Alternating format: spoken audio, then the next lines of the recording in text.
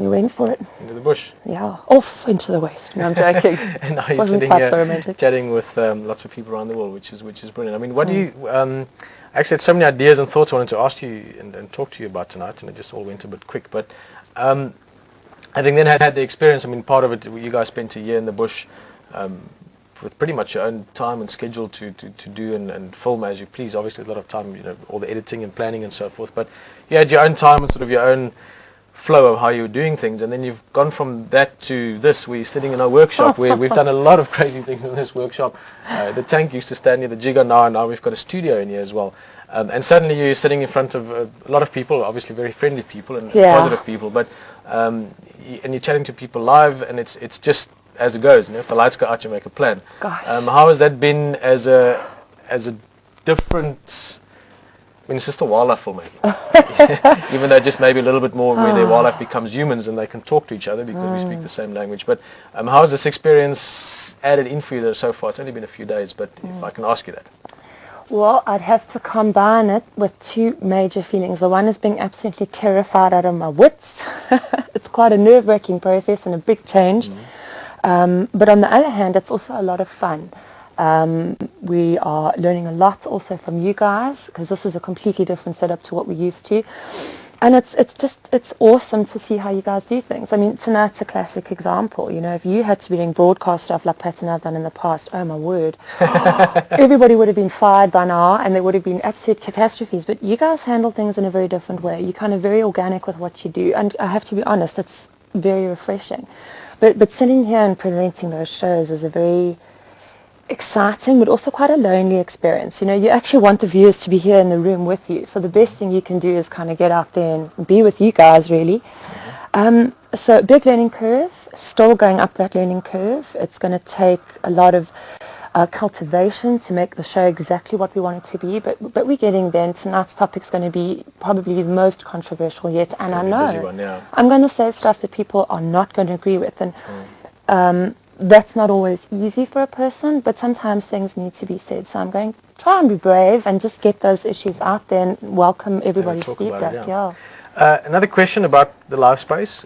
Are you any more or less nervous right now talking with me and everyone else relative to the elephants making noise in the background, which is always nice, but relative to the other talks you've had sitting here by yourself? I have to be honest, I think the first 2 nights of my live broadcast, as I said to Graham, if you put a generator onto my heart, I could have just powered up a small town, from the adrenaline just pumping through my body. It took some adjusting to, but it always is nice to actually have somebody with you, you know, and that's what's actually a very cool idea that you had to shoot from the set, you know. It's nice to use it for diverse things. So you're sitting here tonight, I must be honest, I'm a bit chilly because it's quite cool, but I'm feeling better, and each time I go on, I feel a little bit better, but I don't think those nerves will ever go away 100%. But like you said, you know, a bit of a trickle of adrenaline is not a bad thing. Yeah, it becomes more like a drip rather than an injection. Yeah, exactly. Sort of sit there with it and enjoy it. Exactly. Now, the word controversial, and I sort of want to make a point that I don't quite know how to make, or not make a point, actually, ask a question. But the word controversial has been used quite a large amount in discussing these talks, and trust me, tonight's talk is a very controversial one. Canned lion hunting is something that I have literally had people furious with me at dinner tables, people that are paying thousands of dollars for stay at lodge and having discussions, and people that I liked enough to have that discussion with. Trust me, if they were people I didn't want to talk to, I just said I don't know. But people that wanted to have the discussion, I've had heated debates with them, I've had heated debates with friends, and normally because I try and give a few different angles, and I think a lot of questions can be asked, and if you give it sort of two sides, it makes it a bit easier for everyone to get through it. But with canned lion hunting, for instance, I found that the more you try and explain that there are actually other sides to it, the more furious people got about it. But not to talk about tonight's show, you're going to do that later, but controversial, adding that into getting, you know, the whole pop culture thing, trying to get some younger people into it. Why controversial? Why not happy or beautiful or tranquil? Okay. Look, to be controversial about something is not necessarily saying that you're putting the spanner in the wood and you're shutting everything down. The point of these kinds of controversial topics, and obviously you've had the same kinds of debates, is that you get people who feel very emotional about something, and you get the North Pole and the South Pole, and when an issue is extremely sensitive, you find it less and less likely that people are trying to forge a level of understanding. Now, just because you or I or any of the people out there don't like something doesn't mean that it's not going to be just because we don't like it. The most important thing we can do, and also the most difficult and scary as humans, I think, is to take an issue that is disturbing, take an issue that is unsettling and that frightens us and this makes us feel despair, and try and say, all right, this thing is terrible, this is terrible, but it is here and it exists. And obviously one way is not working. What other ways of thinking can we apply to maybe find a solution and ultimately even an end? Because remember, the heated discussions that you've had, I think, stem from the fact that when people get emotional about things, they get angry. And when people get angry, it shuts down that flow of communication. People take things personally. Sometimes you've got to try and remove that immediate sense of self out of the situation and step back from it and go, geez, you know, I can't deny there's alternative viewpoints on this thing. So controversial, whilst it can be stressful, can also be liberating. It might plant a seed in a mind today that might not take to fruition today, but something might come of that tomorrow.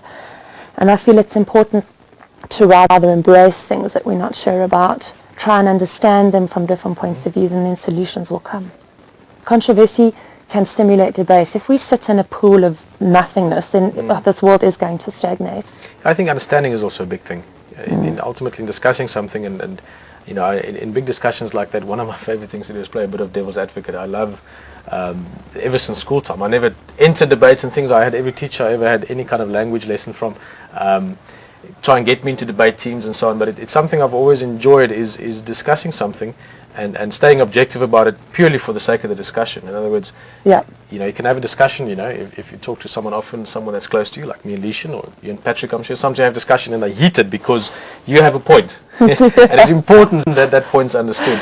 Yes. But in debates, often it can be, like you said, maybe liberating, staying totally objective, but playing devil's advocate. In other words, almost helping people to feel quite extreme emotions, whether it's anger or relief or agreement or disagreement.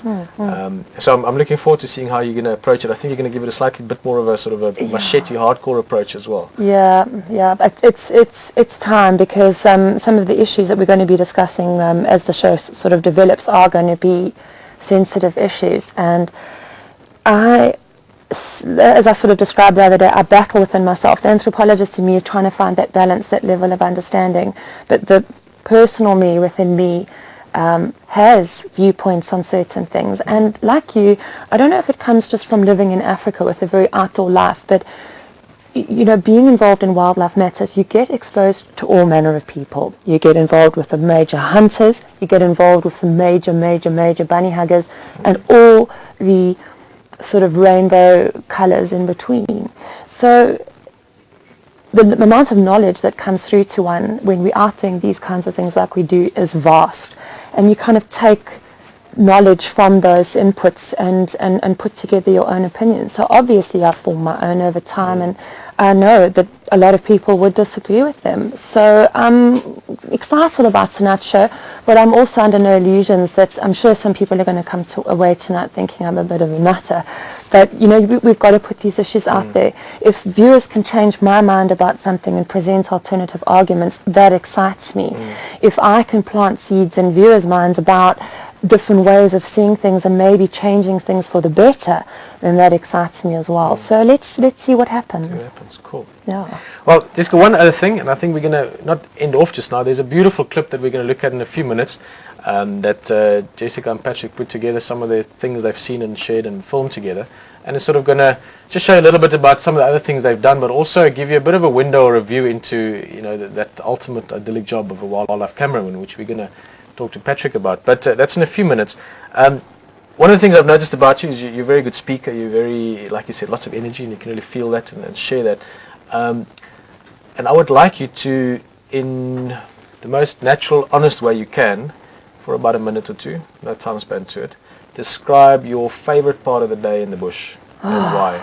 Gosh, okay, well, my best time without hesitation is the in fact, morning. can I interrupt you? Yeah. can I say that I'm going to stand up actually?